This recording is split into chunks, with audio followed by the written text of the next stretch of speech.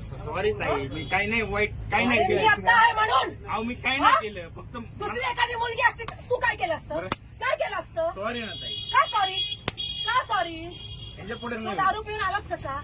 बरं सॉरी. 10 रुपयामध्ये पोरीनं छेडायला मिळतं म्हणून येतं. अहो नाही हो. नाही हो, तुला काय वाटलं माझ्या पोराला एक केळी दिली म्हणून दिलं का तुला हे नाटक करून अहो देईल? नाही हो ताई. हात काढ.